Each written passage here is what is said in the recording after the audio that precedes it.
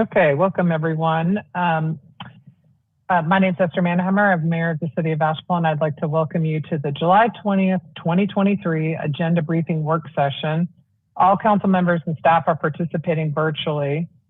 The live meeting is being streamed on the city's YouTube channel, and you can access that through the YouTube icon on the front page of the city's website or via the live stream. The live meeting will be available on Charter Spectrum Channel 193.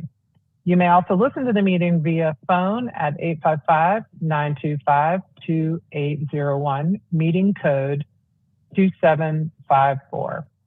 We don't take any public comment during our work sessions, but let me go ahead and introduce folks to you who are here with us today.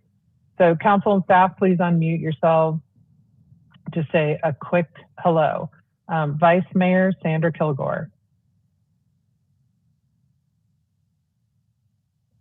Hello. Councilwoman Sage Turner. Good morning, everyone. Councilwoman Antoinette Mosley. Good morning. Councilwoman Kim Maroney.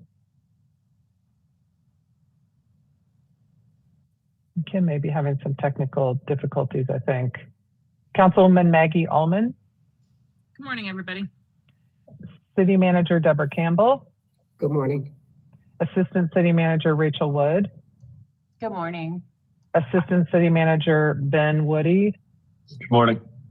City Attorney Brad Branham. Good morning, everyone. And City Clerk Maggie Burleson. Good morning. Okay, thank you. I'm going to turn it over to our City Manager Deborah Campbell. Thank you, Mayor, and good morning, everybody. Welcome to our first and only agenda review for this month. Yay, yay. We want to go ahead and get into the details of the agenda because it's fairly dense because we've only are going to have only one meeting. Ben Woody is going to lead us in the review of the business agenda. We've got council committee review, which will we have a number of them actually that's coming up, mostly in August, and review of the 8-week agenda. And then we have a couple of other issues and updates that we want to provide for you. So with that, I will turn it over to Mr. Woody. Good morning again, Mayor, Council. Ben Woody, Assistant City Manager, happy to be here today. I'm going to start with the consent agenda. You don't have a work session this month, so we have your regular meeting at 5 p.m. This is our first agenda of the new fiscal year, so this is the new year agenda. And as you would expect, we have a lot of contracts and agreements that are on this agenda. So we have a pretty lengthy consent with a lot of information. I'm just going to highlight a few items that I think are of interest. If I skip over anything that you want to cover, please let me know. Also, please let me know if you have any questions. So I'm going to get right to it. On the consent agenda, I'm going to actually start with item E.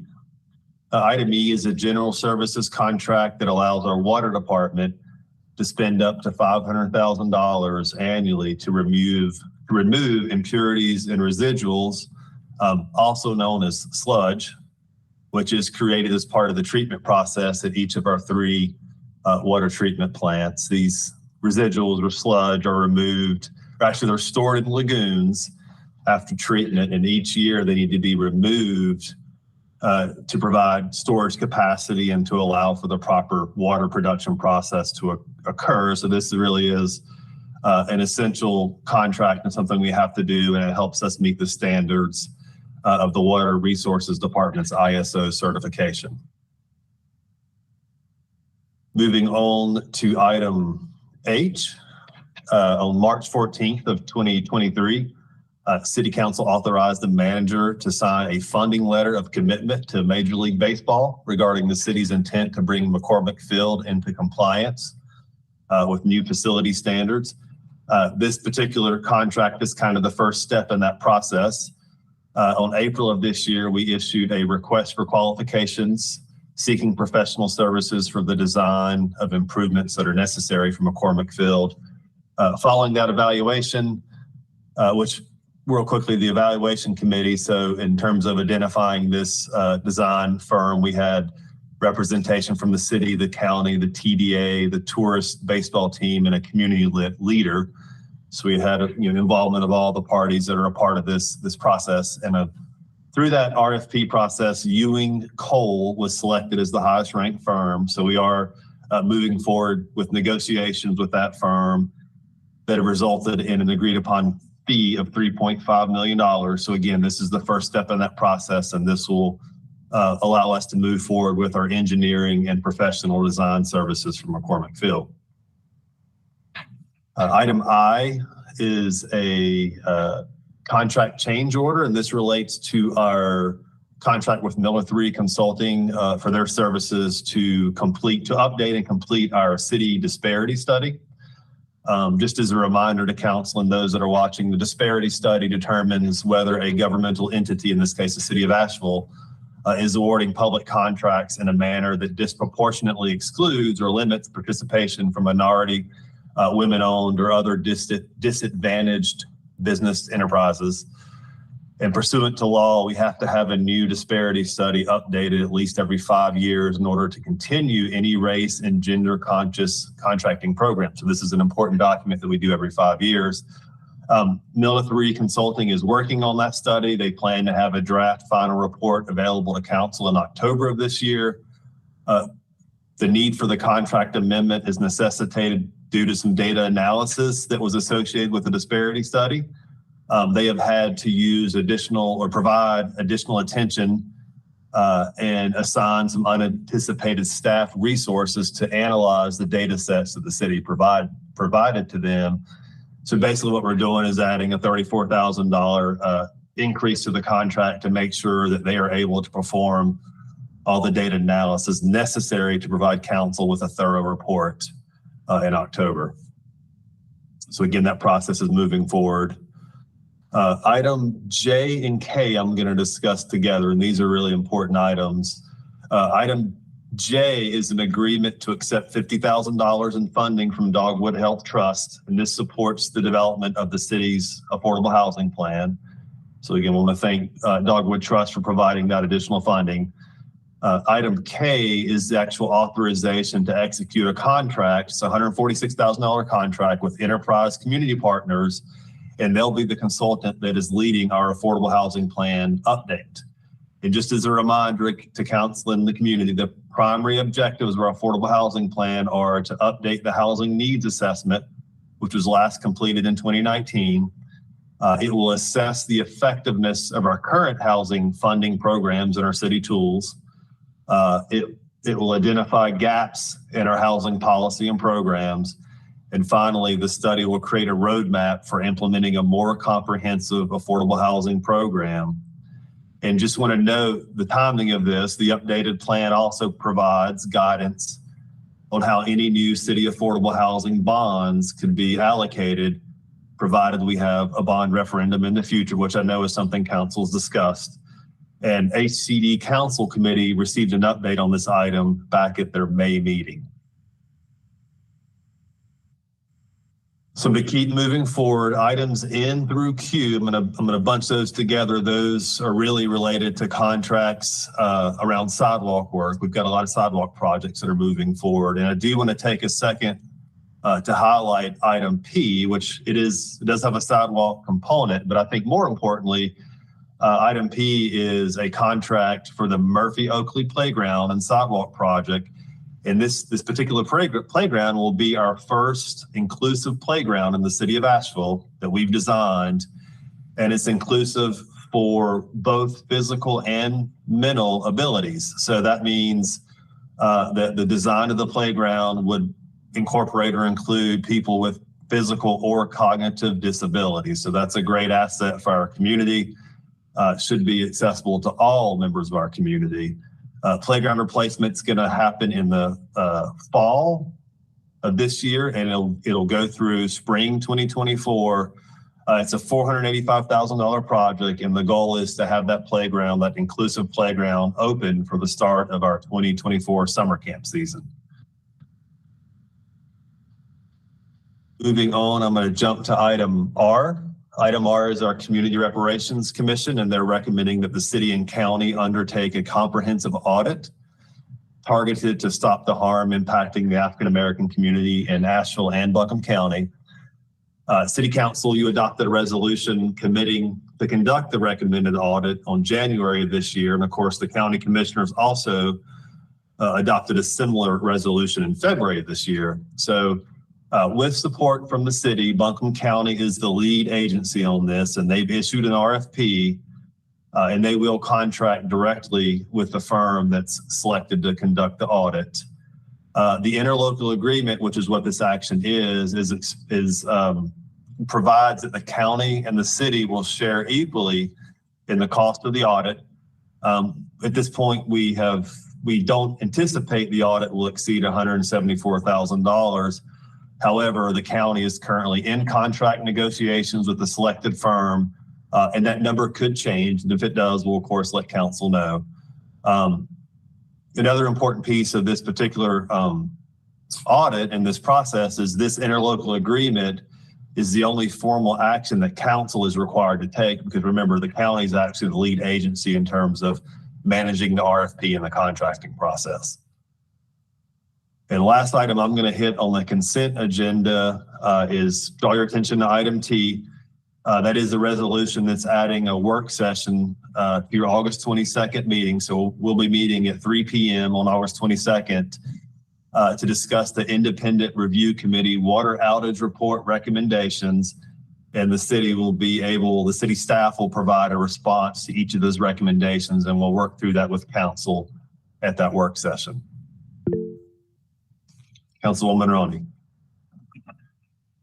Microphone check. Can y'all hear me? Yes, we can hear you. Excellent. Thank you. So I think the weather might be disrupting my phone signal. My question is around item S. And my curiosity is, what would be our options and what procedure would it take to change this ordinance to being a civil fine instead of a misdemeanor? Thank you. And I'm going to defer to Mr. Branham to respond to that.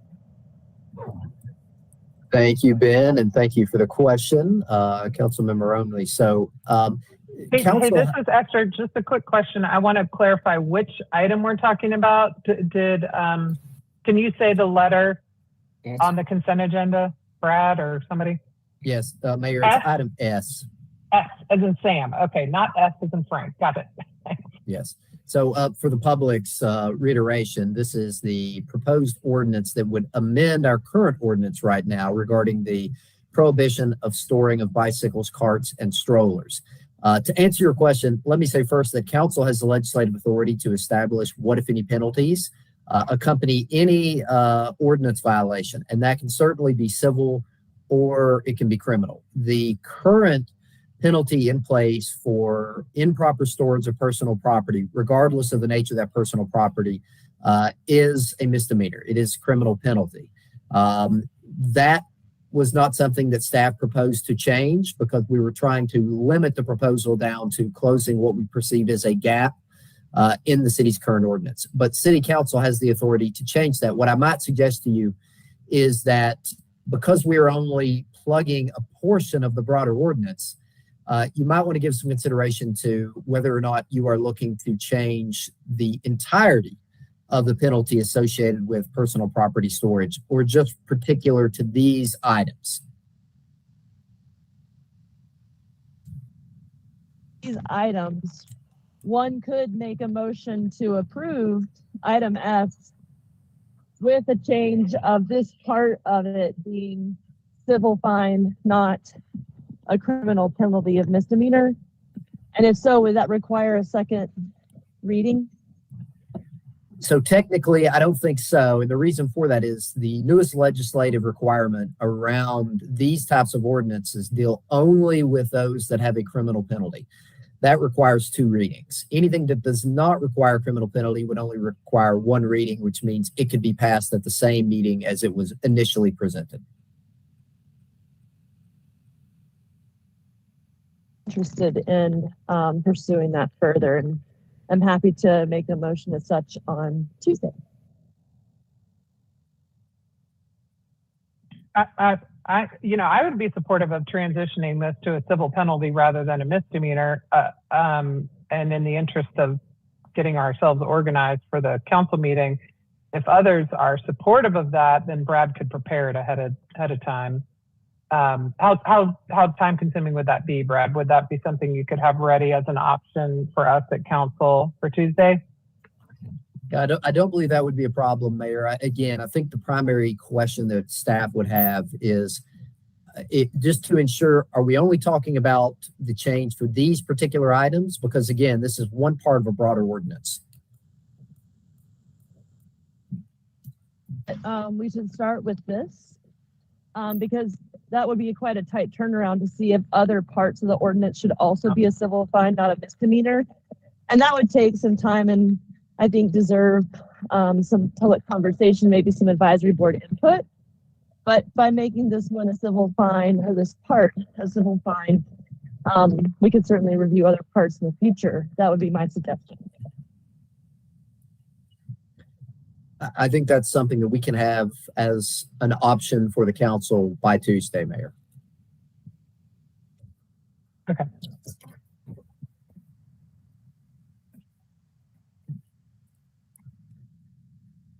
I'm just doing a quick Google search to see if it's a civil penalty or a misdemeanor in other places. It looks like it might be a civil penalty in some other cities in North Carolina.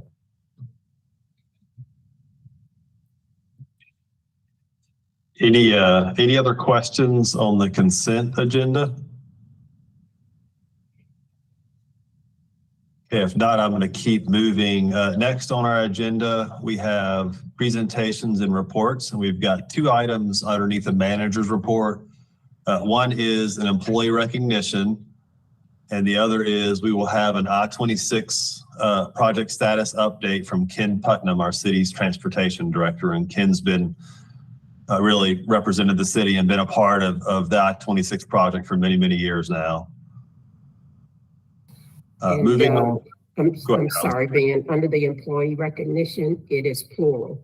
We will have several employees recognized on Tuesday. Thank you. Yeah, thank you, Deborah. Lots of good news, a lot of good work happening amongst our employees. So moving on to public hearings, we have one continuance, or excuse me, I'm sorry, Councilman Ronnie. If we could go back for just a second to the I-26 connector update. I know we've had some emails about this following up on our action around the I-26 connector aesthetics funding and recommendations. There was a motion for staff to submit a letter to DOT supporting neighborhood letters, or at least acknowledging them. I did hear from one of the impacted neighborhoods, being Burton Street, about their neighborhood plan recommendations around I-26. I don't have information yet on if Montford and or Hillcrest has been formally asked to submit a letter, but I think that will come up on Tuesday, and certainly in my notes to ask about if staff want to be prepared for follow-up. Thank you for that feedback, Councilmember Roney. And I'll just note that the primary focus that Ken is going to have is going to be discussing the environmental justice designation that the Burton Street community had, as well as other considerations that are a part of the I-26 aesthetics recommendations and items that will be folded into the ultimate design of the I-26 connector project based on feedback received from Hillcrest and Montford. And so Ken's going to specify what is unique to each of those neighborhoods and the different agreements and the different requirements on NCDOT, as well as commitments that the city has made for those respective neighborhoods.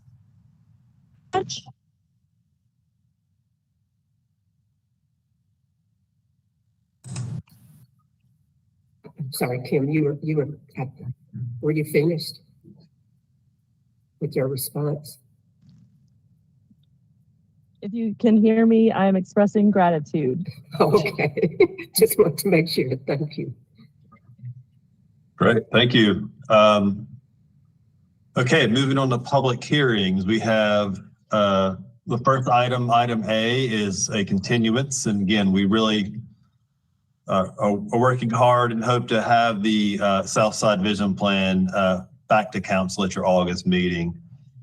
There are three public hearings that we will have at this meeting, and I'm going to start with item B, and I'm actually going to ask Assistant City Manager Rachel Wood to walk us through item B. Then I think item B got moved to new business item A. I'm happy to cover it now, or I can cover it once we get to new business. Okay. Yep. I've got an agenda I saved a copy of. So we'll hold that to new business item A. I will go ahead and cover public hearing item on 509 Biltmore Avenue. And real quickly, this is a request. And I think, Katie, do we have an image for this one? I think we may. Yes, thank you. And I understand that this is incredibly difficult to see in this format, but I just want to real quickly, this is a request to amend a previous conditional zoning approval for Mission Hospital's Biltmore Avenue property for that campus. And what this does is it increases the number and square footage of allowable signage for the campus.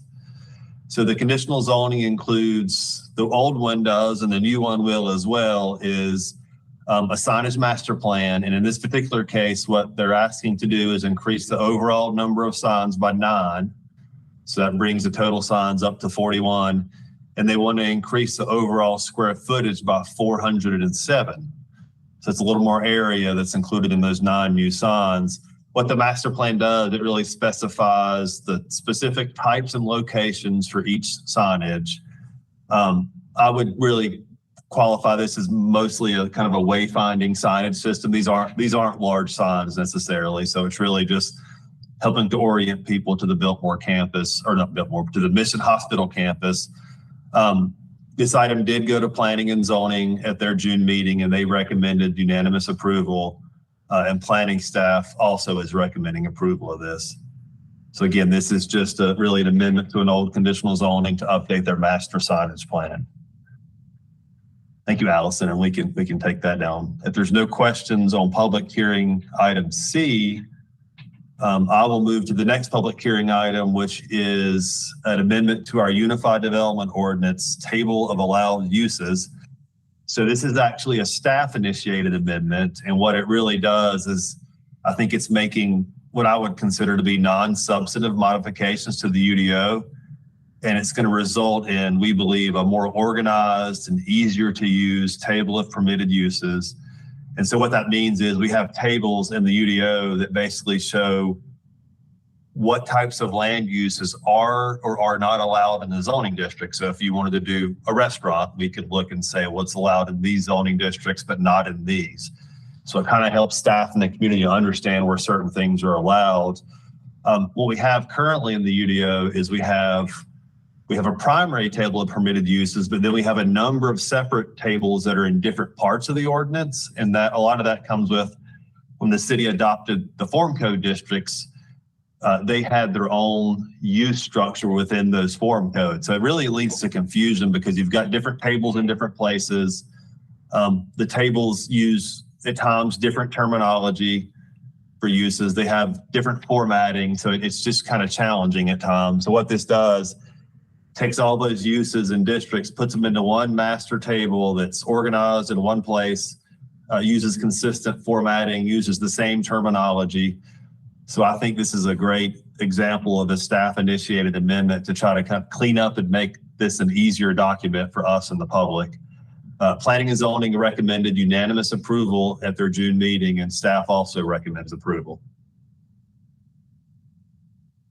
If there are no questions on the public hearing items, now I'm going to defer to Assistant City Manager Rachel Wood to cover her item. Thank you, Ben. So item A is the only item we have under new business, and the topic of this agenda item is a land use incentive grant application for the project at 46 Aston. The proposed project would have 231 total micro apartment units, 47 of which would be affordable at 80% AMI and below. If awarded, the proposed land use incentive grant would be for 21 years, totaling $1.95 million.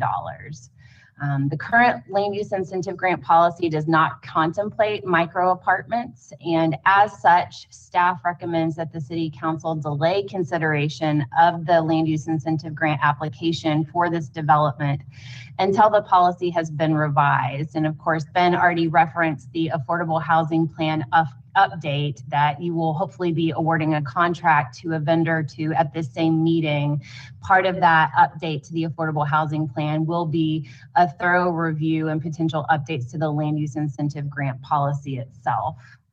At the Housing and Community Development Committee meeting on February 8th, the committee referred the consideration of future micro unit applications to the Affordable Housing Advisory Committee for further review. And I'm going to call the Affordable Housing Advisory Committee AHAC for the purposes of it being a mouthful. AHAC and staff then, through a series of subsequent meetings, reviewed the compliance of micro apartment units with the existing land use incentive grant policy and have recommended the delay of considering future applications because micro apartment units are not adequately covered under the current policy. Housing and Community Development Committee recommended delaying the consideration of micro apartment applications through the land use incentive grant policy at their May 16th meeting in a 2-0 vote. That was then approved by full City Council at your meeting on June 27th. For this specific project, the Housing and Community Development Committee reviewed on June 20th this land use incentive grant application, and the recommendation was a 2-1 vote to delay consideration of the project until the land use incentive grant policy is updated. The project was also reviewed by the Policy, Finance, and HR Committee at their June 27th meeting. Vote, though, was not taken. So staff is recommending at the meeting this coming Tuesday that you delay consideration of this specific application until the land use incentive grant policy has been revised, which will occur during the course of fiscal year 2024. Councilmember Turner. Thank you, Rachel. Quick thing, you said the 47 units at 80 AMI, and I remember AHAC had made some recommendations that if council were going to vote on this or something like this, it was maybe accept more vouchers and deeper AMI. Am I remembering incorrectly? I thought the developer came back and said they would set aside all of the affordable units. AHAC recommended 50%, but didn't he come back and say 100% would be set aside for vouchers, thereby actually achieving a lower AMI? I believe that's the case. I will have to follow up with specifics confirming that in our follow-up materials. And then, if I recall, it was also a longer term, 30 years, not 20. Is that I could be confusing projects, but I mean that's a big difference if we're talking about 80 AMI versus 30 to 50. So let's make sure we get that one correct, please. Will do. We'll clarify that in the presentation, and we can include those details in our follow-up materials. Thank you.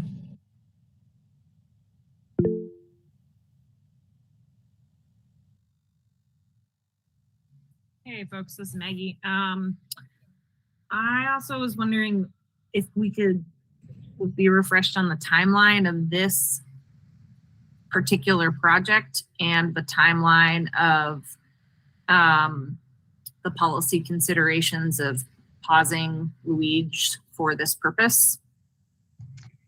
Councilmember Ullman, when you say the timeline of this specific project, do you mean the timeline of when the application was submitted, or do you mean the proposed timeline from the developer of when they plan to begin construction? The past timeline of when this was submitted and how this was coming to us during that timeline. Sure, and I can just quickly state, I believe the application was received sometime in the November timeframe, and then Housing and Community Development Committee first reviewed the application at their February meeting and then referred the broader policy review to AHAC.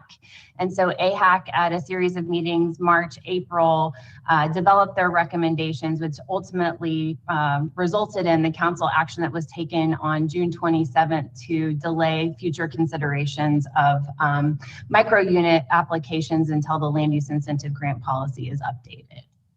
Councilmember Turner. So just real quick to follow up. So if if the staff recommendation is to delay until that policy is done, are we earmarking when we think that policy revision will complete? Do we have, I mean, are we saying by end of year? So, quick reminder that we are just now going to be entering into that contract with potentially Enterprise to update the affordable housing plan. So once we have them under contract, the first order of business is going to be kind of mapping out the project plan for how they're going to update our affordable housing plan. So the short answer is we don't know specifically, but we will know within the next several weeks what that timeline will look like. Okay, thank you. I didn't realize that this project fell under that contract. I always thought of Luigi as an economic development incentive. I mean, that's how it was born. That was what it was born out of. So I didn't know that it was tied up with that process.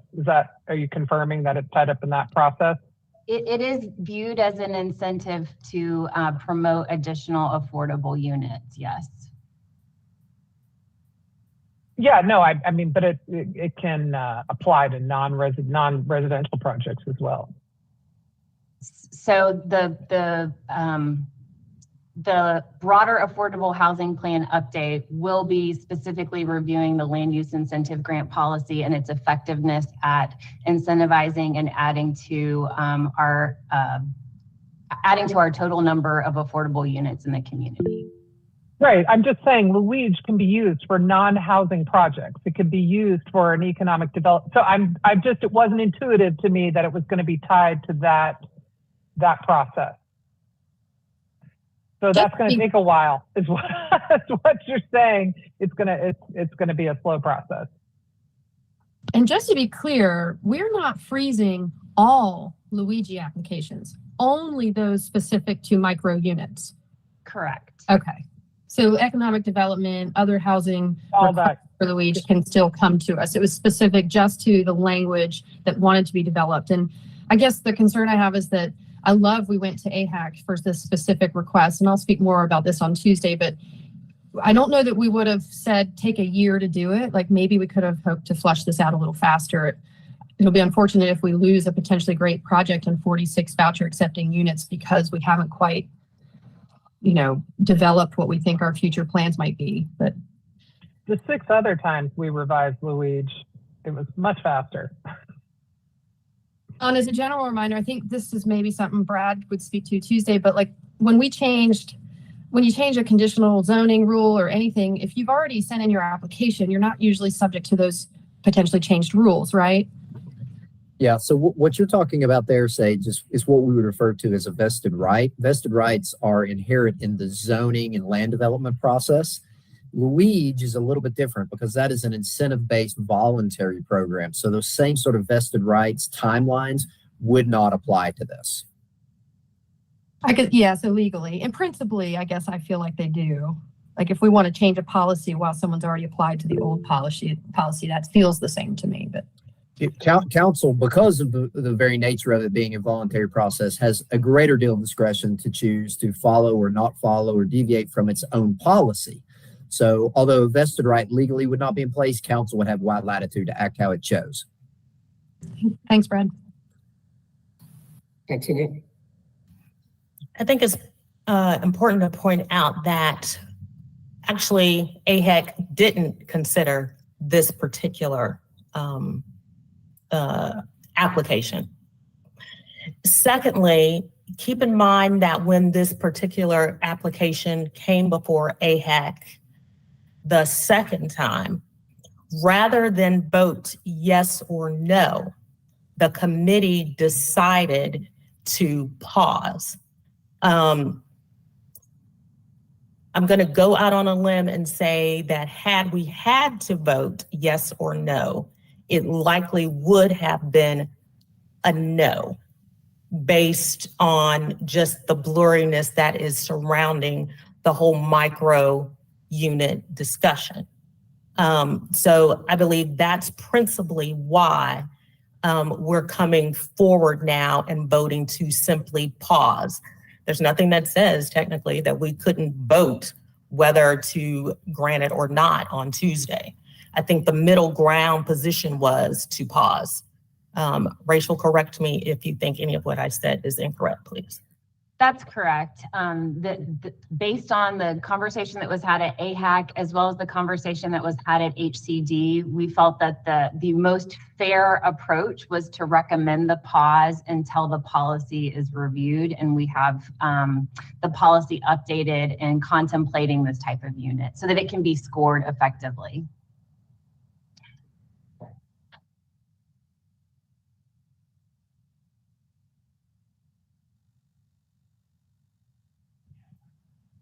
Okay, any more on this? I'm just trying to, we have this awkward pause here. Ben, jump in. I Take just it want forward. Okay. At this stage, I just wanted to thank Antoinette because she's right. We do want to be clear that AHAC didn't review this particular project. In fact, they were very concerted in their efforts to look at policy outside of this application being in front of them. So, and they did great work. So thank you for reminding us, Antoinette.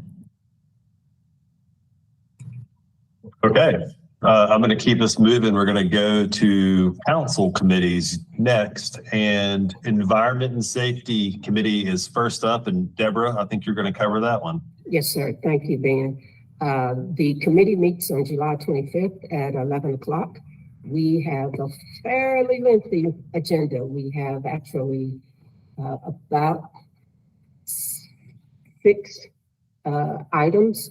If you are following the agenda electronically, we added an item at the request of the chairperson, but let me go through some items that will be discussed at that meeting on Tuesday. We have 3 grants. The first one is the High Intensity Drug Trafficking Areas Grant, acronym HITTA. This is for the 2023 allocation, and this would be to both apply and receive the funding. For these grants in particular, we have a fiduciary role, and we're asking for an action from the committee to move it forward to full council on August the 22nd.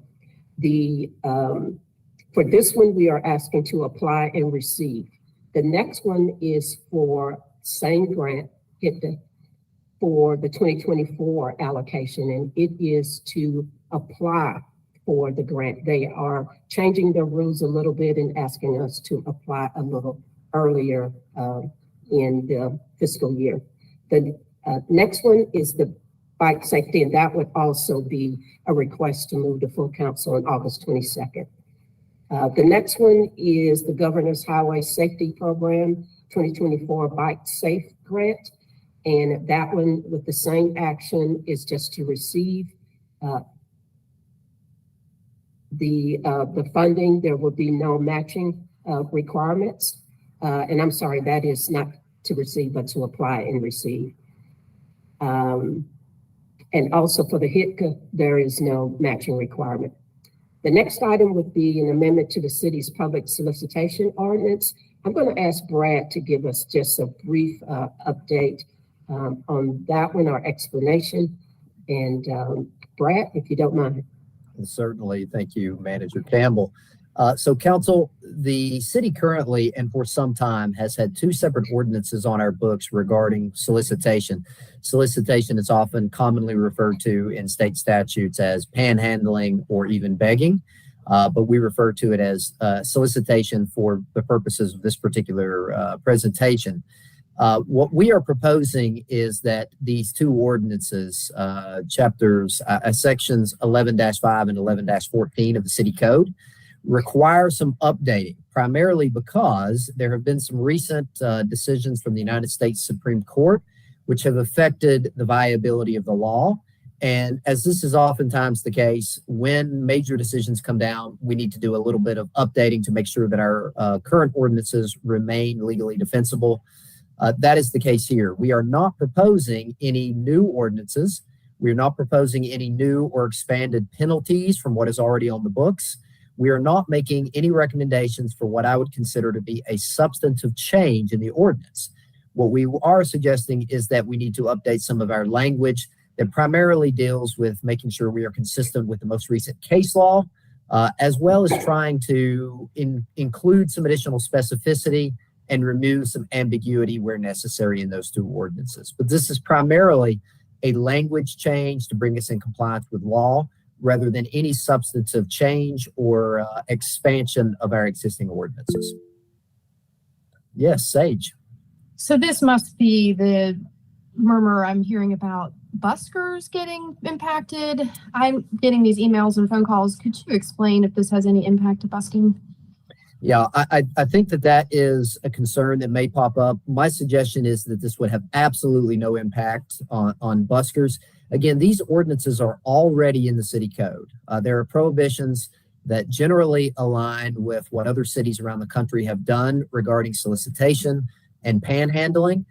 It's divided into two ordinances. One is very general in nature for the city as a whole. The other one deals specifically with what I'll call roadside solicitation. And these are ordinances we've had for decades on our books. We have added some language, particularly to distinguish this activity from what the buskers are doing. But if they are not currently impacted, nothing in the proposed amendments would impact them further. Thank you, Brad. Very helpful. Brad, did you guys take a look at the areas where the ordinance applies, the geography of the city? Because I know it has some, the current ordinance. Is there any tweaking of that, or tell me about that part?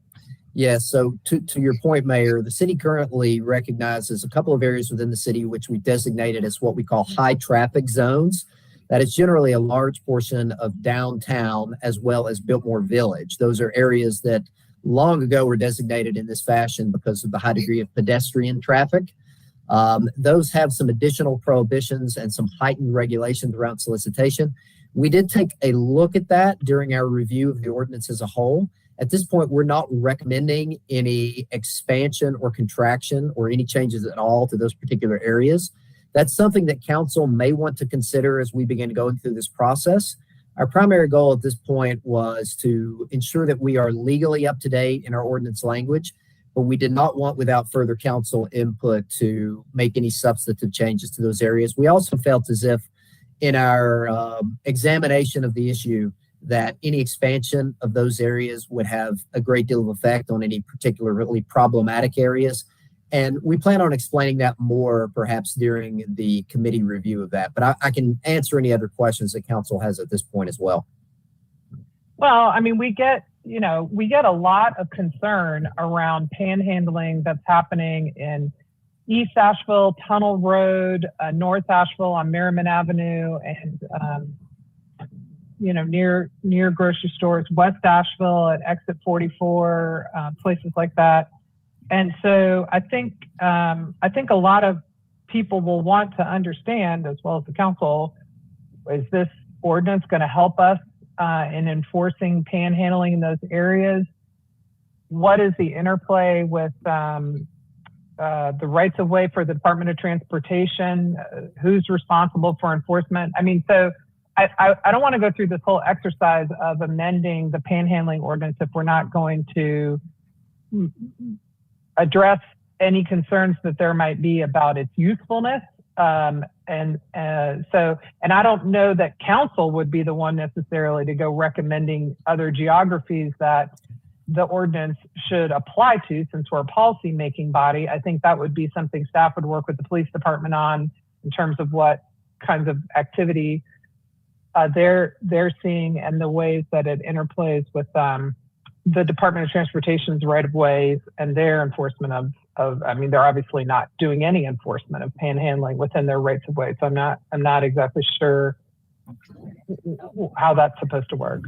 Yeah, thank you for bringing that up, Mayor. That was actually a large portion of our examination when we were reviewing the ordinance, not only for the legalities, but also for the effectiveness to address some of the major complaints that we were hearing from the community.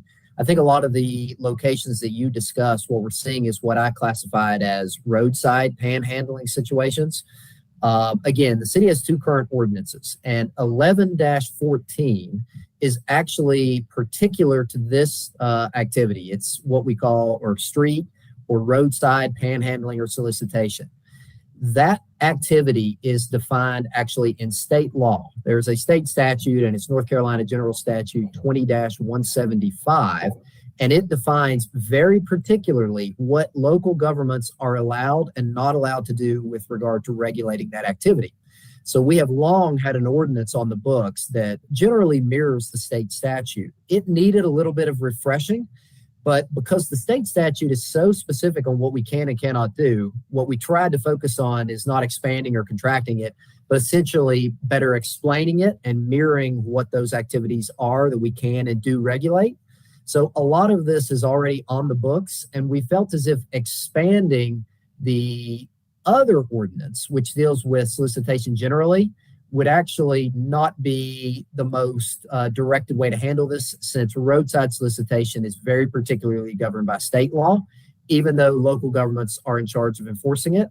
So what we hope is that these ordinances will be much more clear about what people can and cannot do, and not only provide that information to the public, but to our own city staff in more clear fashion about what is over the line and what is actually protected as, believe it or not, First Amendment activity. So that is part of it, but we did look at expanding those traffic zone, high traffic zones, because we felt like this is actually covered under a separate statute, which is governed by state law.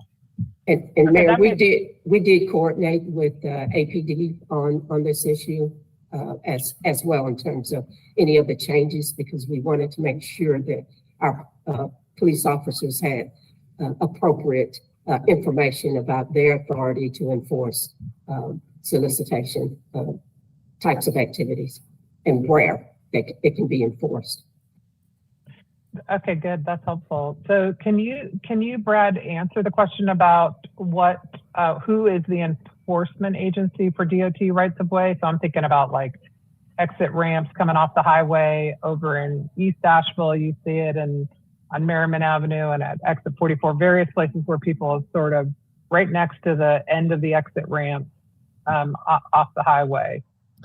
Yeah, there's overlapping jurisdiction for this kind of activity, Mayor, which means essentially that even though it may or may not be a state road in some of those locations, i.e. one that the DOT is technically in charge of, the city staff, particularly the APD, have the ability to enforce our local ordinances if any kind of these prohibited activities are occurring on those particular locations on state roads or city roads.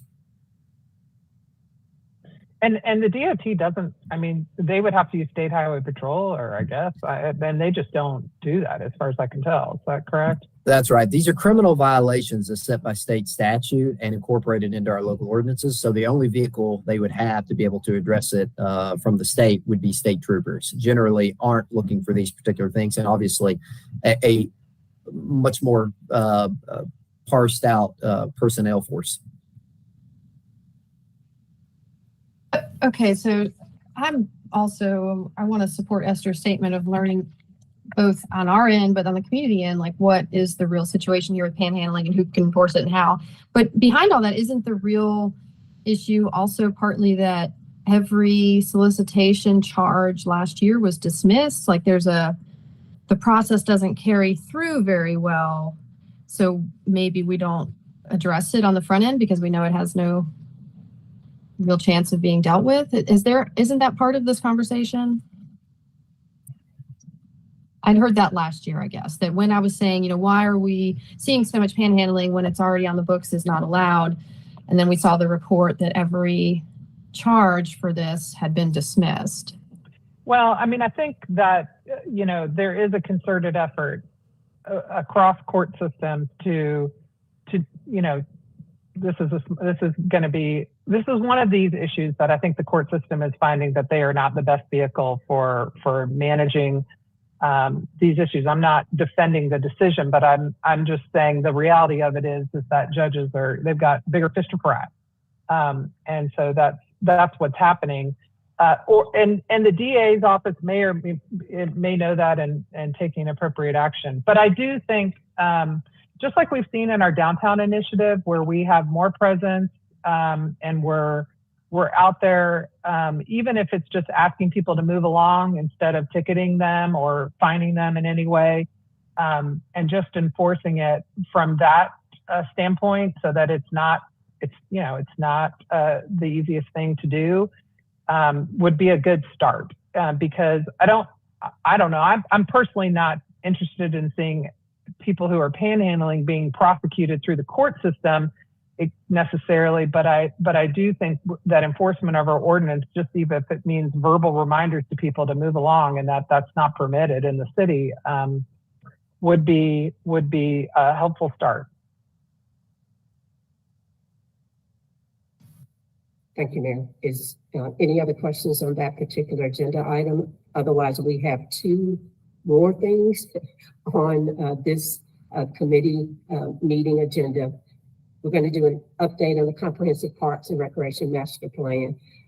It has not been updated in several years, and so we're in the process of updating that plan. And this is information sharing. The last one, which is the one that was added by the chairperson, is just an update on the Downtown Safety Initiative transition. You all may be aware that this past Friday, staff did a presentation to the Downtown Commission, and then I think the day before that, or 2 days before that, we did one for a program that Leadership Asheville had, and so now we are bringing some of that information to the committee as an update on the initiative, including some of the crime statistic impacts, and then what our next steps are. And I want to make clear, this is a transition. We had an intensive effort for 60 days. Nothing is stopping. We are transitioning. The level of effort may be a little different, but this is a transition. Councilmember Turner. Thank Deborah, and it was so helpful getting all this information at Downtown Commission. I'm glad to hear it's going to go to Environment and Safety. Will it eventually come to Council, and can it? Absolutely, if you all want it to.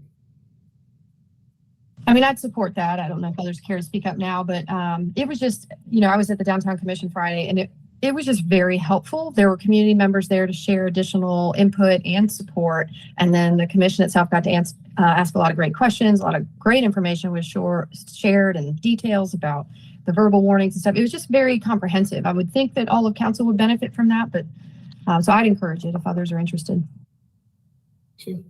It would probably be August though, because we've got a lot on this agenda, unless you all want it in.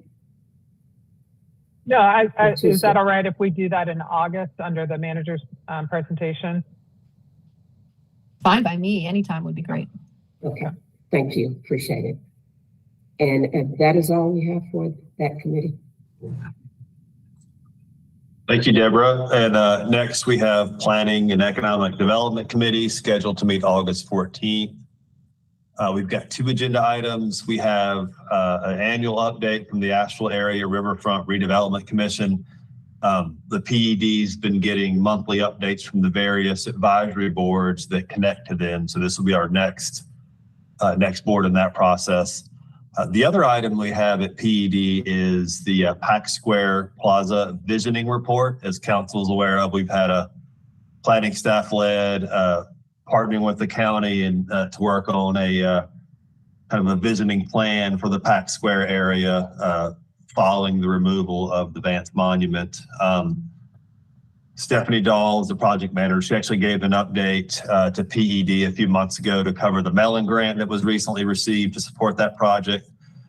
Just a couple of key points on that. The actual draft plan is scheduled to be made available to the public tomorrow. So July 21st, we'll have the release of that plan.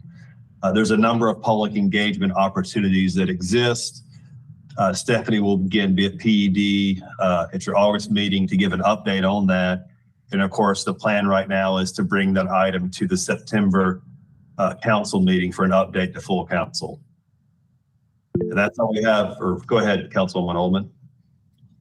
Thanks, Ben.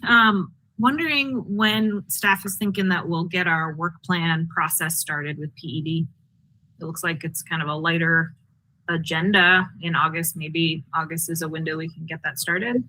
We could. Yep, we had a couple items that actually dropped yesterday. So we actually just changed this yesterday. So yes, we can actually get that on the August agenda. So that's a great suggestion and something I can add. Cool. Good. Thank you. Okay, if no other questions on PED, I'm going to turn it over to Rachel Wood, who has the next two council committee updates. Super, thank you, Ben. So Equity and Engagement Committee has their next meeting at 1 p.m. on August 15th. We do have a pretty robust agenda. First substantive agenda item is the committee members will receive an update from Dowa Hitch on the status of the Inclusive and Accessible Government ARPA funded project that includes the upfit of community spaces. The next item on the agenda will be the Standing Reparations Commission update from Equity and Engagement Director Brenda Mills. She's also going to include in her update outcomes from the July 29th Community Reparations Commission retreat that will be held at Harrah's. And she's going to provide some status updates on the reparations impact focus areas as they're developing their recommendations. So she'll be able to give a little more specifics on where they are with the development of those recommendations. Next on the agenda is a review of HRCA's proposed changes to the city's non-discrimination ordinance to incorporate the Crown Act, which specifies the prohibition of discrimination based on hairstyle and hair texture. So at the committee meeting, the committee will actually be asked to take a vote to then refer this consideration of the ordinance revision to full council for your consideration. And then last on the agenda is a review of the draft fiscal year 2024 Equity and Engagement Committee work plan. Moving on to Housing and Community Development Committee, the meeting has been rescheduled. So it was originally scheduled for August 15th. It is now going to occur August 21st at 2 p.m. So several items on the agenda. First will be an update from Thrive on their ARPA-funded housing policy project. As part of their review and a part of the funding that they received through ARPA, they looked at the current impacts of affordable housing investments and assessed equity gaps.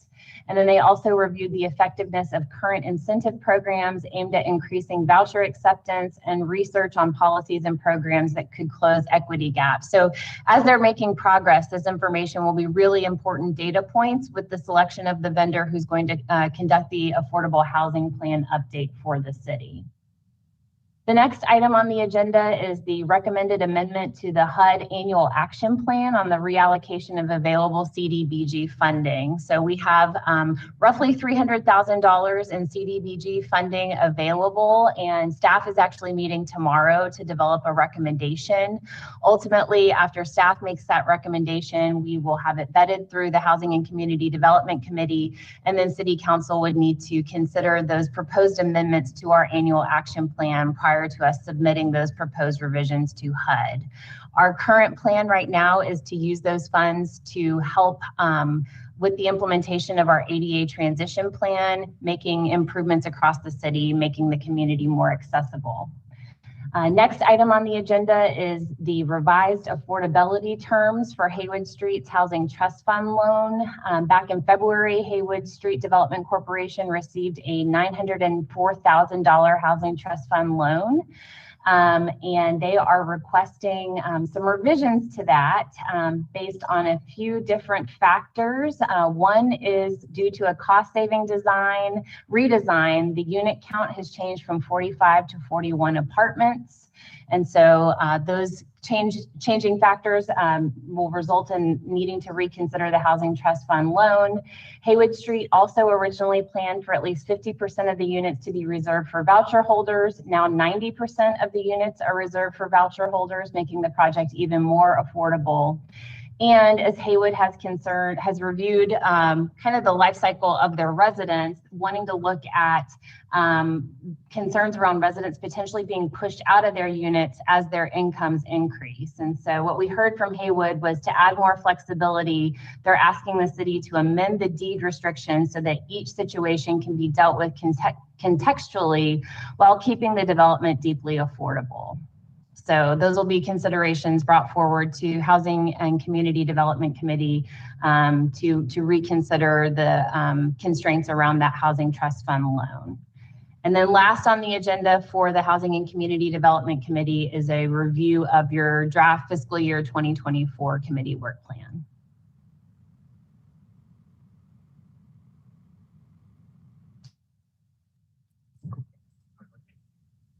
Okay, if there's no questions on those two, I actually have the last committee. It's boards and commissions committee. I want to note that committee meeting is moving from August 8th and has been rescheduled to August 22nd. So we'll actually be able to cover that committee at our next agenda briefing. But real quickly, I just want to note one of the probably key things on that is that committee will be conducting interviews for the vacant planning and zoning commission seats. We actually have 7 applicants who will be under consideration during the interview process and who can be moved forward to full council to fill the vacant seats on that body.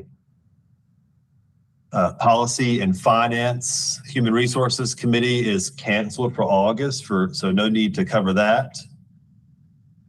That concludes our council committee section. I'm not seeing any questions, so I'm going to keep moving so we can get to our other issues. Real quickly on the review of the 8-week agenda, a number of the items that are on the 8-week agenda, actually, we just covered as part of our council committee updates. And of course, we only have 1 meeting in August. So 2 things I want to draw your attention to in terms of what's coming in the future. One is in August, we're going to have a resolution that approves a contract to move forward with the East Patton Corridor Avenue feasibility study. That's an important planning study.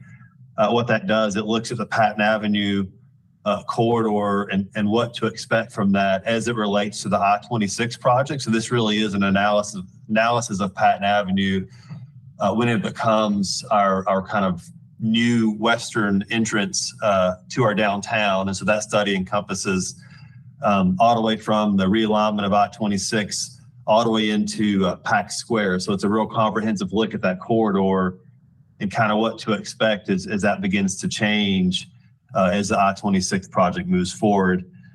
The other item I want to call your attention to that is also on the August meeting is under new business, we'll have our a resolution to make some changes to the strategic events partnership program. So that's a program that John Philman administers. Been a lot of change in that program. It was really impacted by COVID. And so what John is bringing forward is a recommendation of a new way to manage our strategic event partnerships. That has actually already been to PED where it was recommended for approval. It's also been to Policy, Finance, and HR where that committee also recommended approval. So that's one to keep an eye out for that's coming to full council in August. So that's all I have on the 8-week agenda. Any other items or questions on that? Okay, we're going to move to. Sorry, I was slow. I have a request just to, anticipation of our coming bond discussion and packaging and just a lot of other things percolating. I would love if we could have a presentation to the full council on the recommendations that came out of the commission that looked at the Thomas Wolfe Auditorium options. If Chris Corll could come and present to the full council, because I don't think everybody on council now was on council when that commission concluded its work and the various iterations of what can be done with Thomas Wolfe were presented to council. So it would be great if we could kind of have a refresher. Also, obviously Thomas Wolfe is offline and that's a pretty critical issue. And I think we're going to need to jumpstart that conversation. And Sage, maybe you want to say something about Thomas Wolfe. Well, just that PED just had a meeting and heard a good update and requested a bunch of this information. And so it's coming back to us at next PED. So maybe it makes sense to just come to council after that. It was the history, the options, the current situation, the financial problems that could come from the current situation, and the outlook if we fixed it. Is PED going to meet again before our August meeting? I think so. I just can't remember the time. First Monday? Okay, great. So then maybe it would be timely then to have that come to the full council at our August meeting after it goes back through PED again. It does. So first of all, PD does meet before the next regular council meeting, but we need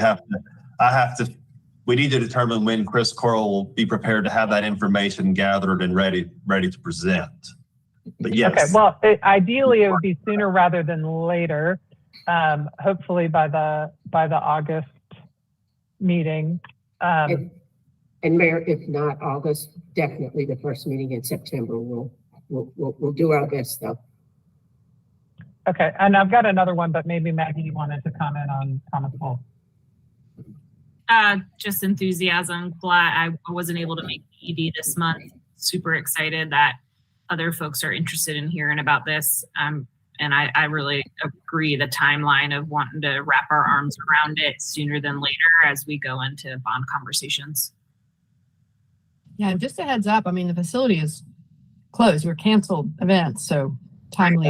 Right. We did ask for a lot of information, and Chris is great, but it'll probably be the September meeting. Okay, so my next refresher request is the Haywood Street property, aka the Pit of Despair. There was long ago a task force that then council appointed that came back with a whole set of recommendations about that property. And I think it would be really helpful if we could have that task force recommendations presented to the full council to sort of restart the conversation about that property. It's a new day. I don't know if we'll conclude that the task force recommendations make a lot of sense today. They may not. But again, we've had a lot of change on our council since the time that task force did that work. And if we're looking at making significant investments in that area of town, we probably need to get refreshed about this project as well. Yeah, Sage. You are in sync with PED. We brought it up too. So, and we tied it. Are you going to have a presentation at PED about it? I think they were going to return at the next meeting with information around where that process sits. I don't know how in depth, and maybe your request will request more in-depth information to catch everyone up. But yeah, we related it to this whole area of town, the needs of our facilities, the planning around this, previous project there, and is it still holds. So I think it makes good timing to keep it in step with the PED and then come to council together. Yeah, and I know even Deborah, Rachel, and Ben were not around when that task force did its work and made a recommendation. So it might be good for the council to hear an overview of that. And if PED draws any conclusions from it or comes up with any recommendations specific, of course, we'd want to hear what those are. And I was just thinking in terms of let's get everybody up to speed and maybe restart a conversation. It's been many, many years. Obviously there used to be an old parking deck on that property. It was torn down a long time ago. And so I think it's a good time to talk about it. It's also, looking ahead to bond packages and what kinds of things might fit in a bond package. And Maggie is raising her hand because I have one more.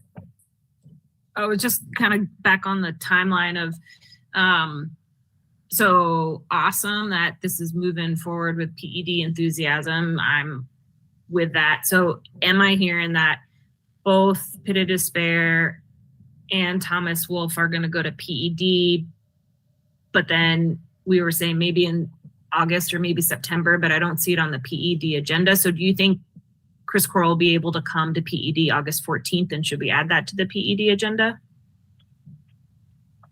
We'll just have to check. Okay. Ms. Solomon, if that's okay. We'll get back with you. Cool. And council, chime in if you're like, I don't want to talk about these things right now. This is not my priority. I mean, let me know. I just am trying to figure out how to elevate these to a full council discussion and consideration. I'm with you, Esther, and Maggie, so it's the Pit of Hope now. Yes, I'm sorry. Yes. Yeah, but I will say that, like Sage just said earlier, that it was a lot of information that we had asked Chris for, and I think to expect him to do a good job and get it back to us by the 14th meeting is asking a lot. So I think that if we did push it on to September, I think would be a better for everyone. So obviously, yeah, I'm sorry, Mayor. Obviously, both of these issues are on our work program for this fiscal year. With the work of the committees, we were going to try to recommend that some of these items go to committee and then go to full council. But we are ready, willing, and able to kind of think through some of these things and then come back to you all with the schedule of how we can get it to full council for consideration, if that's okay with everyone. Yeah, I mean, I don't want it to turn into like a months-long process, but obviously, if Chris isn't ready, he's not ready. So. My last one, and I don't know exactly what this looks like, but the city acquired property next to the transit center some time ago, with the thought of maybe having an affordable housing project there in conjunction somehow, I thought, with the transit center redevelopment. And, that's another project, I mean, I want to be aspirational about our bond package in 2024. And so I just wonder if there's any work being put into that and if there's any updates and also, what that looks like from a funding standpoint. I mean, are there federal funds available for transit center redevelopment? I know Winston-Salem and Durham have done a lot of work on their transit centers. So I've had a chance to see some of those pretty cool downtown transit centers. So, and Durham's is done in conjunction with the housing project as well. So I don't know what the rest of council thinks, or if staff's like, oh man, that's been on the top shelf. We're not talking about that for a long time. And Kim, raise her hand. So as we're talking about the Talbert lot, we did, my understanding is coordinate those bonds around housing, but also getting some dual benefit for transit as well. If we're looking at bonds as addressing affordability, then I kind of was assuming that the Talbert lot was going to be in the mix. So yes, understanding where it is on the priority list would be helpful. For me, it's a higher priority than Thomas Wolfe, to be honest. Well, and what does that mean from a, in terms of a process standpoint? Does staff need to have us engage someone to do some of the preliminary planning for what a transit center redevelopment and housing project looks like? I mean, that'd be kind of, I know those can be multi-step. This is a big project, obviously. So I just don't want it to be that we didn't start working on it and getting ready for it. We missed a chance this year to hire the engineering and architecture firm, or I don't know. I'm just trying to put it on the radar. Yeah, and when Rachel gets to talk about the strategic planning and next steps, maybe you'll see how some of these things are going to play out. And in particular, I think you all having an idea of every one of the things that you all have talked about is on our work program for this fiscal year. It's just a matter of when we roll it out. And my comment is going to be, and this is probably already on it, but Ford Street as well. As D Review starts its redevelopment long-term planning, when they came to us for that last change, we asked them at the dais, will you re-engage with us on Ford Street and D Review and get to the table? So we don't want to lose that opportunity as well. I think all this is coming, right? Like this is the whole city-owned land and strategic planning around it process. So, okay, great.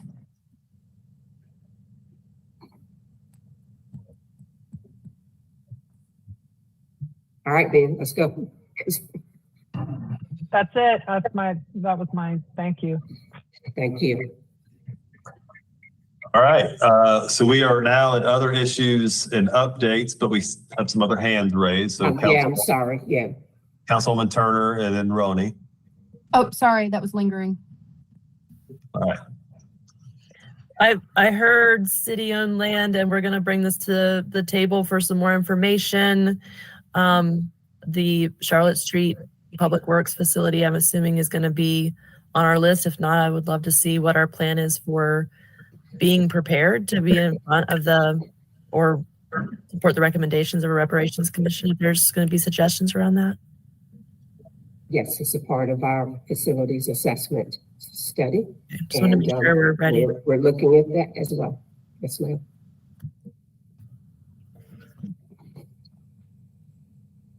All right. Okay.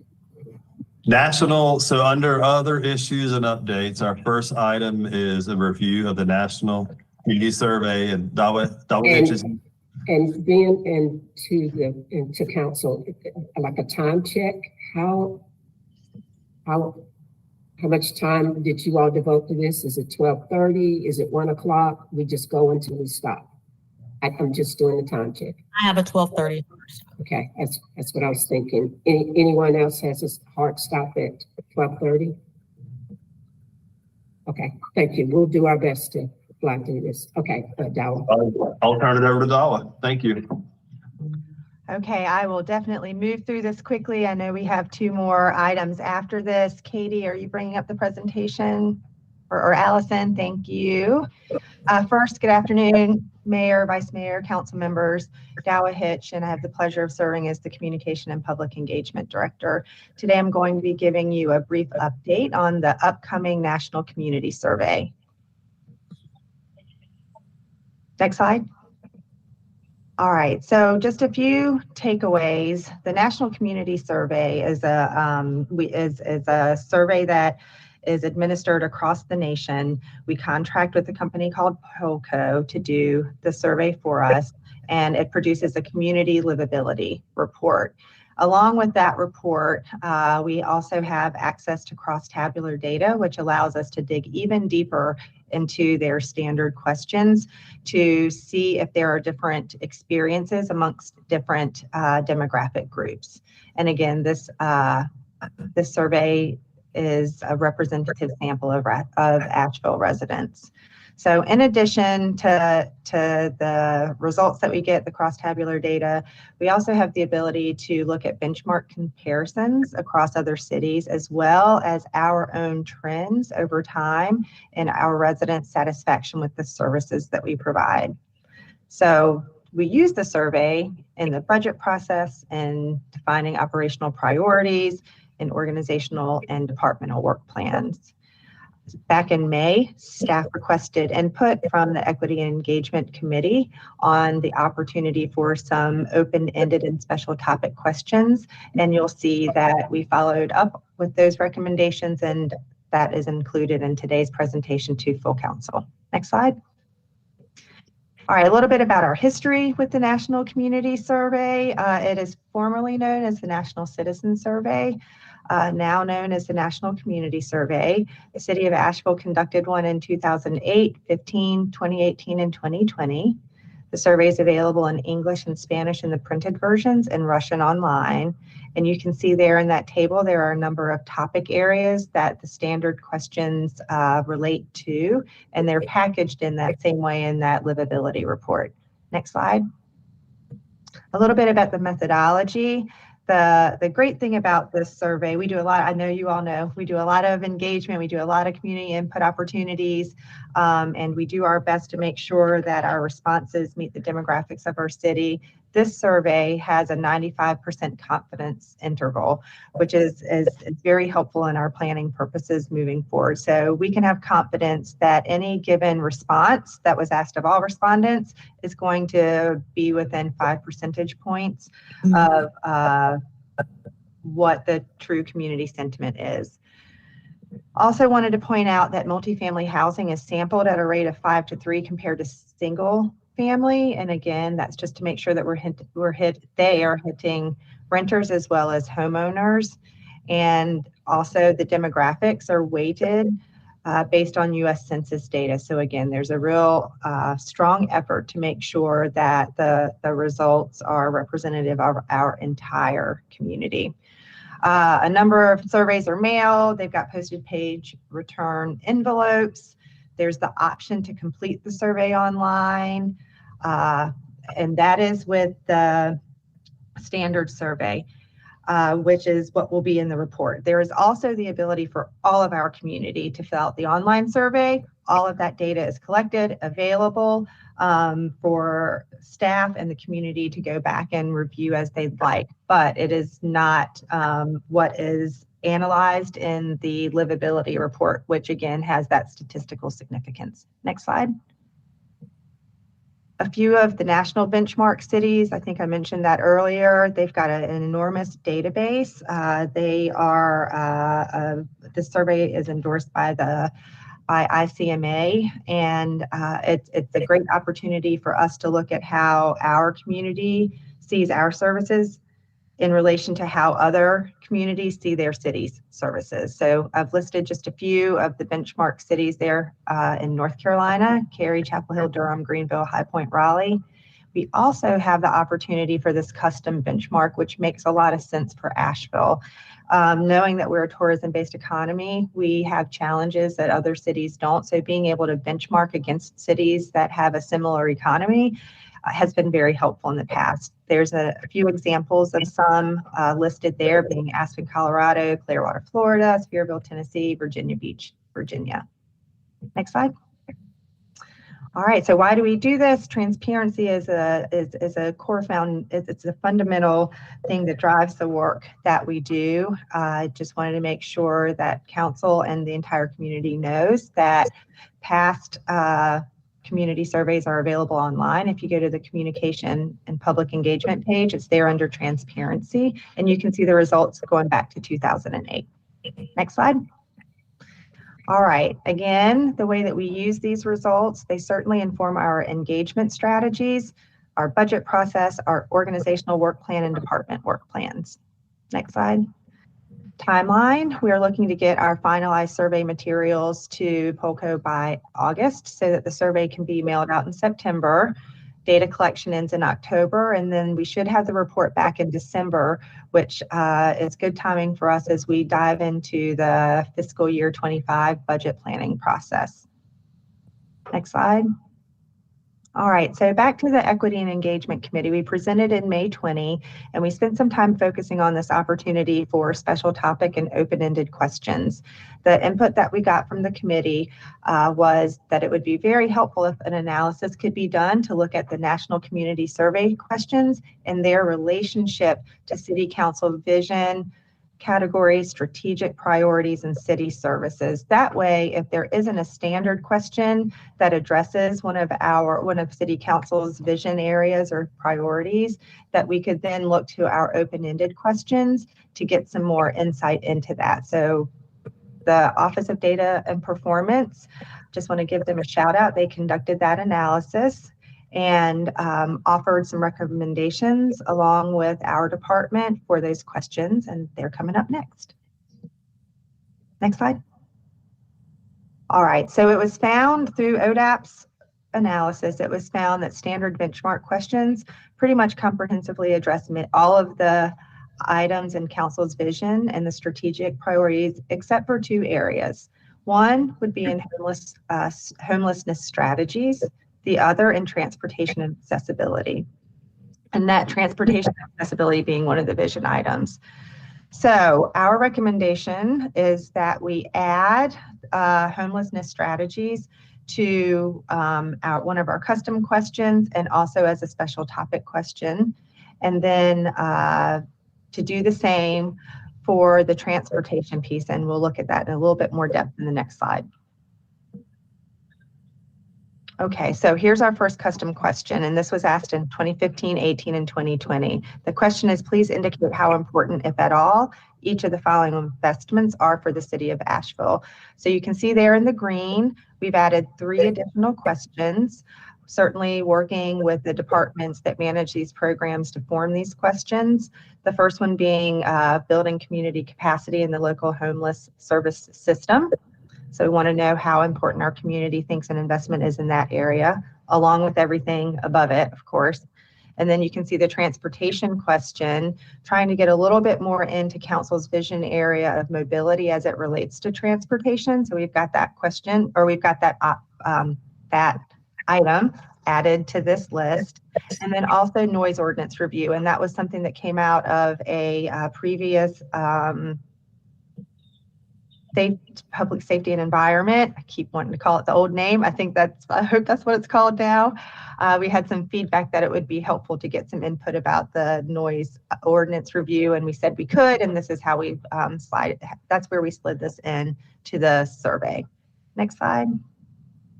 All right, so now to staff's recommendations. Staff recommends that we ask an open-ended question related to the single biggest issue facing Asheville over the next 3 to 5 years. That's something we've done since 2008, so we've got some great trend analysis opportunities in that area. We also recommend a question related to community-wide homelessness response, and then a question related to the city's affordable housing priorities. Knowing again that we are likely to have a bond referendum package coming up in 2024, we imagine that this could be a great place to get some insight into things that our residents would like to prioritize as it relates to affordable housing. Next slide. So our next steps, we need to finalize the custom questions and the special topic questions with Polco. And get those materials to them by August of 2023. And then we also need to develop the mayor's message that goes out with the survey, and we'll be doing that in August 2023 as well. Next step, or next slide. Key takeaways, again, we'll have the opportunity for a community livability report. It packages the responses to those questions in all of those categories that we saw at the beginning of the presentation. We've got the opportunity to look at benchmark comparisons with other cities and look at our own trends over time. And these survey results inform the budget process and operational priorities and organizational and departmental work plans. It's a very helpful tool there. And we also, before we got to this point with the full council, we got some great guidance from the Equity and Engagement Committee, and we've rolled that into our recommendation. Next slide. All right, unless anybody has any, or I'm happy to answer any questions. I know we're running short on time. Hey, Dawa, are there any questions around reparations? There are not specific questions around reparations, but there are some general questions as it relates to people's experiences in the what's it called now? The inclusivity and engagement section of the standard questions. I mean, just seems a little, I mean, because of our policy categories, reparations is one of them. So I would have thought that would have been caught as missing. It certainly was definitely noticed and led us to look into those inclusivity and engagement questions. And then certainly there was some thought put behind the great work that the Reparations Commission is doing, and and how information within a survey like this. I guess the question we were looking to answer is are there questions around reparations that would affect the path that they have already established, knowing that these results will be back in December? So it's certainly something that we can consider, or that we can follow through on if there's a question that we want to add. But that was the thinking, if we get input, what exactly would that input be, and how would the commission use that input at this stage in the game, considering all the work that they've done to date? Well, I mean, I think surveys like this have a dual purpose. One, of course, is to measure where the community's at, but it's also to help inform the community about what the city does. I mean, a lot of the questions will provide some background information that folks aren't even aware of. So it helps educate the community as well as get feedback. Just seems like a missed opportunity to. Maybe, Mayor, we could put in the mayor's message, maybe that could be a great place to put information about the city's efforts with reparations. So for that awareness piece that you just mentioned, we could certainly do that as we draft up the letter. Well, I was thinking more of a question of, where you might make a statement around the history of urban renewal and its effect on minority communities, and the role the city played in it, and whether or not folks support addressing the harm caused by historical city practices. And those are the kinds of things. I don't know if this survey is a little more generic than that, and it's really not going to get into things like that. It's more like, do you like greenways? Do you like dog parks or whatever? So.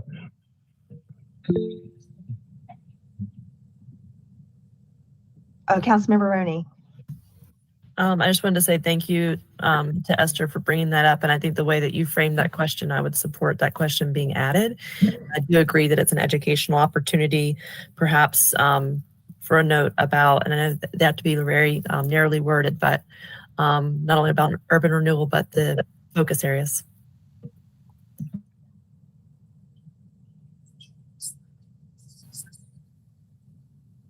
Well, if we're going to add this, I strongly encourage us to have a conversation with the commission in terms of how they could, as Dallin said, will utilize the information, or is the information for our benefit, or is it educational? Because they have some very strong opinions about this being their process. And I just want to make sure that we don't get out of line or out of sync with what their needs are.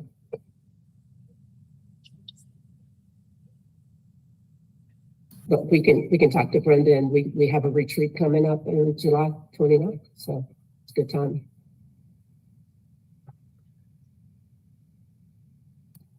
Thank you, Donna. You're welcome. Appreciate you all. Thanks for the feedback. Rachel, we're going to do a speed. Sure, I'll go through this really quickly. So I'm going to give a quick update on where we are with our strategic planning efforts, and I'm going to even cruise through the key takeaways. Just a quick reminder, at your June 22nd agenda briefing, you affirmed your goal statements that are aligned with your strategic priorities. Staff is now taking the feedback received from your retreat, subsequent conversations that we've had with you to inform work plan discussions. You've heard as part of some of our upcoming council committee agendas, we're actually going to be reviewing draft work plans for fiscal year 2024 with you starting in August. We are also finalizing our organizational work plan items. We've had some discussion on some of those already as part of today's meeting, and we're going to use that information to assist with the development of work plans for advisory boards. So I am not a graphic designer, and I know you all have seen this image several times now, and good news, Jamie Matthews on our team is working with Dan Ferris and CAPE on a much better visual that we should have ready sometime in August that lists the specific strategic priority goals, council's 6 strategic priorities, the city council's vision, and then starts to flesh out what those work plan items are that we're going to be focusing on over the course of the next fiscal year to ensure your strategic priority goals come to fruition. So just a quick reminder of those goal statements that were affirmed at your June 22nd meeting. I've highlighted in yellow the one change, suggested revision that was discussed at our last agenda briefing under the Improve and Expand Core Services goal statement. So the goal statement now reads, hire and retrain excellent staff, improve public-facing amenities, strengthen regional partnerships, and create an ambitious funding plan for infrastructure investment, including a 2024 bond. Excuse me, Rachel, should the presentation be up, or? I am just reading it to myself. I have it open, and I apologize for that. That's okay. I just wanted to make sure that the public Thank you, had Deborah. it. No problem. I wanted to see these graphics you mentioned. No, right?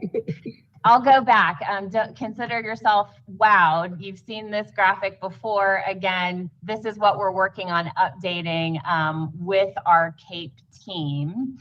And then the first strategic priority goal statement is what I already read through. The highlighted component is what was added at the recommendation of council at your June 22nd agenda briefing meeting.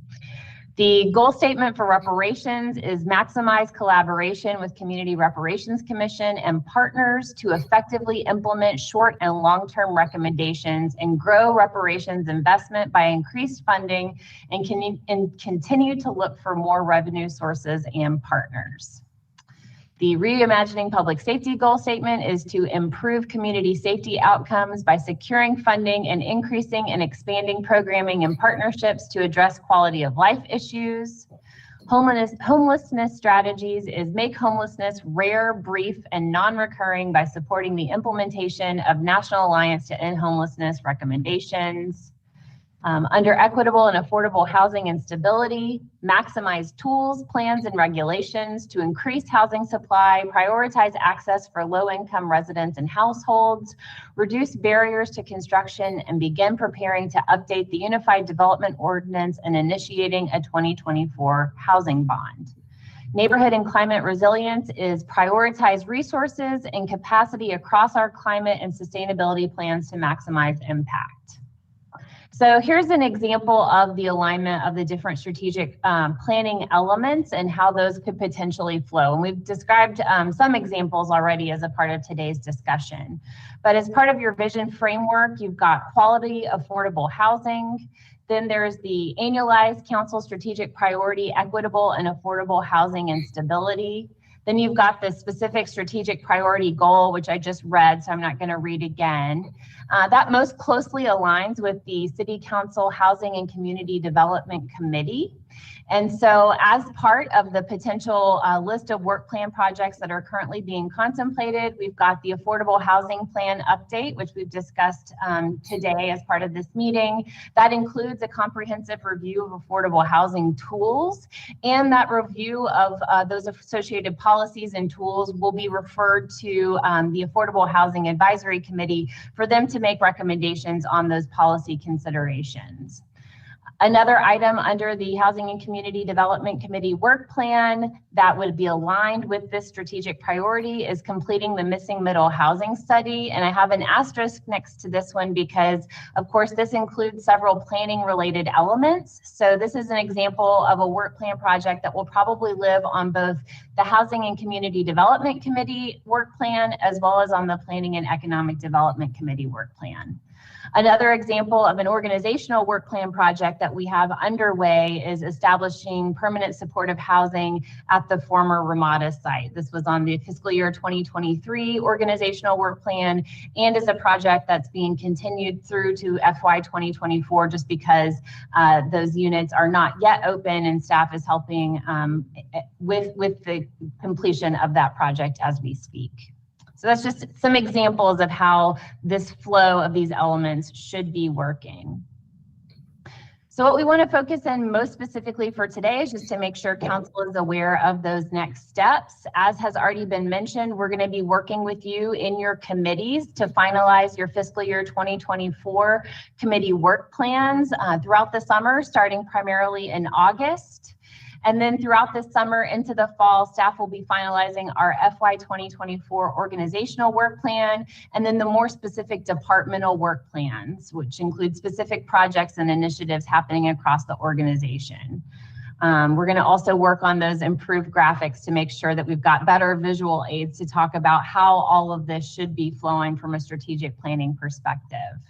Throughout the summer and ongoing, we're going to be enhancing performance management and communication. We have a new website that we hope is going to launch later this summer or early fall. We're going to have improved output measures and develop meaningful outcome measures tied back to the progress that we're making in achieving your priority goals.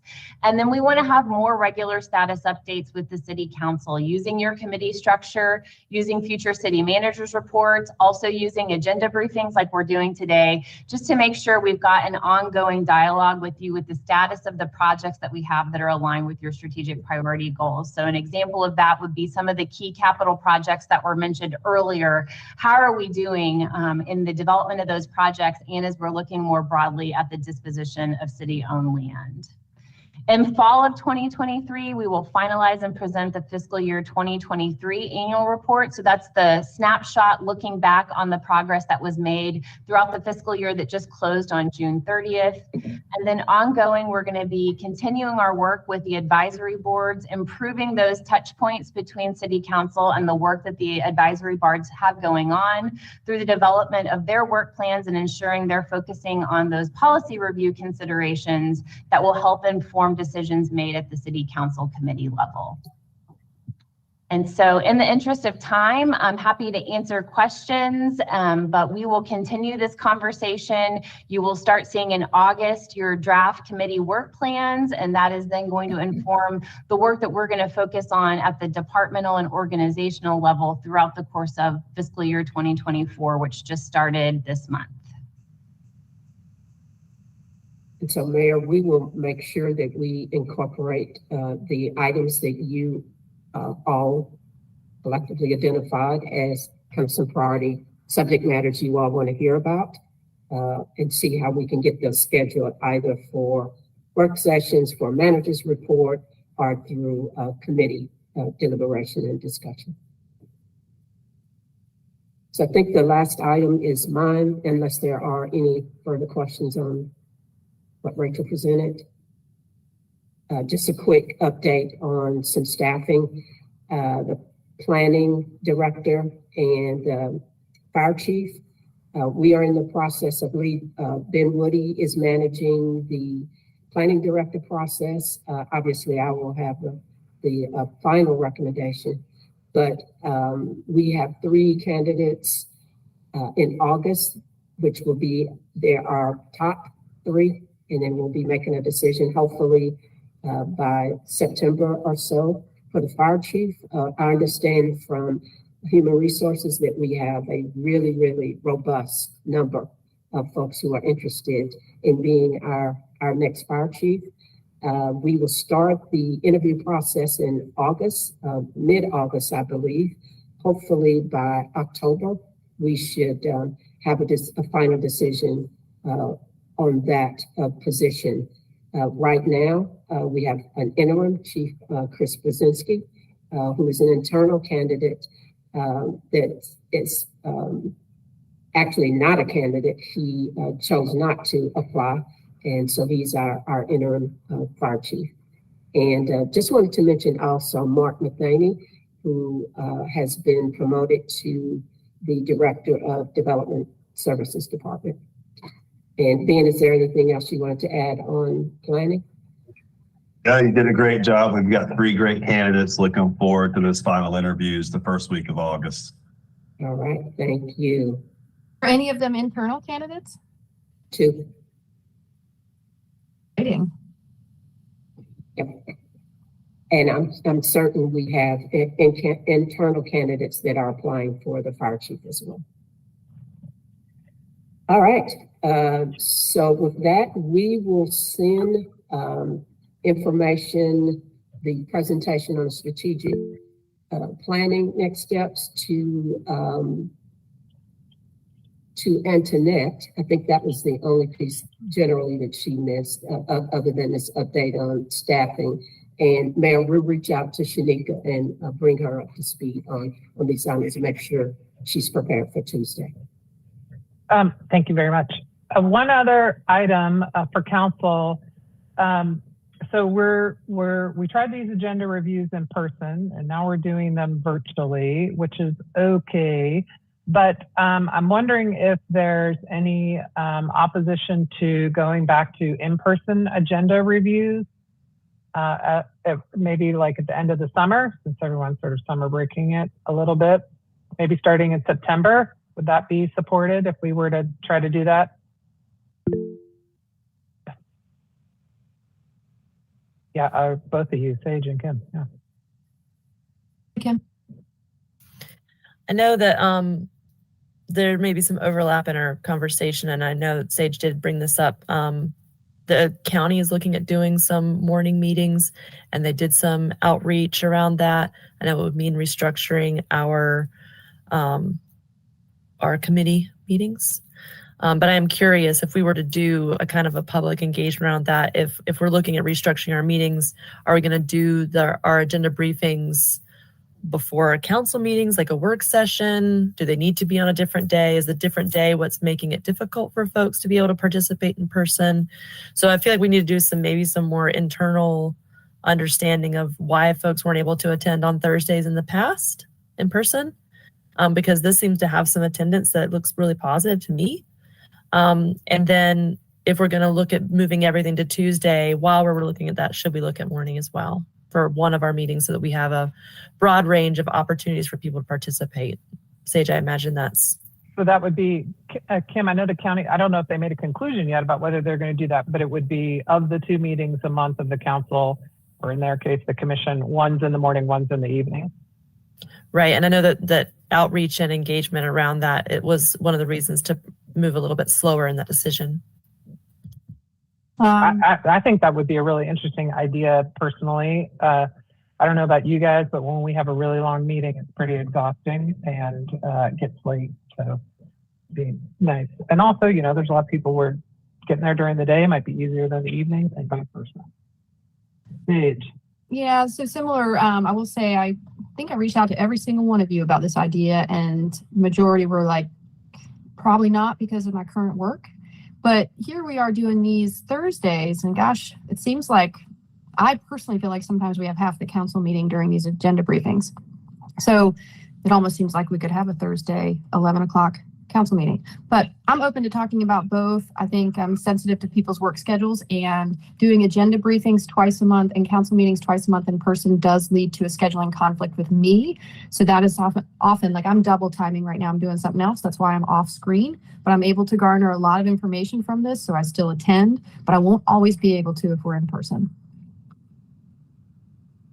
Yeah, I'm a little bit perplexed why we can't get this going when, I mean, pretty much every other major city in North Carolina has an in-person agenda review and then a council meeting. They either do it all in the same day or they do it a few days ahead and then have the council meeting a few days after. And I don't know. I mean, I think we need to figure that out because to me, it's a much more beneficial process if we can fully commit to doing it. I mean, at least we're not Charlotte. They have to do it every week.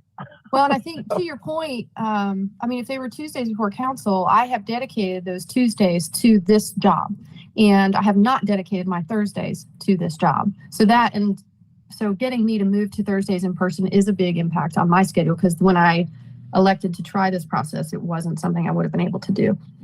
Well, and that's what the county's doing. They're doing their agenda reviews prior to the meeting. And I know there was some concern from staff about doing that, not so much from council. So maybe staff could take a look at that again and see if there is a way for us to set aside an agenda review period before the council meeting starts. I think we'd probably have to make that start at 3 o'clock. I recognize that if we're going to have a work session, then that's going to be stacked even before that, and that might bump around some council subcommittees.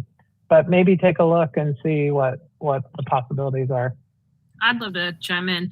I don't have like a strong solution. I just know personally, having worked remotely for over a decade, and then now the last 3-4 years globally, people working remotely, there's magic to being in person. It's really powerful to get the opportunity to build those relationships and build trust. And I got a lot out of the few times we were in person for these work sessions. And I love being able to connect with folks in person during council meetings. So I really support a way for us to get back to building that trust and community amongst us as electeds, as we take on really hard challenges to lead our city. Duly noted. The only other thing, Ms. Turner, I think you said you have your hand raised. I'm sorry, lagging. Oh, that's okay. Brad, I believe you just sent out an email about closed session, just a reminder, on the 25th. Okay. 2 items. Okay. Yes, that's correct. Thank you. All right, Mayor, unless there's anything else, we stand adjourned. All right. Thank you. All right. Thank you all. Everybody. Thank you, everyone. Bye-bye.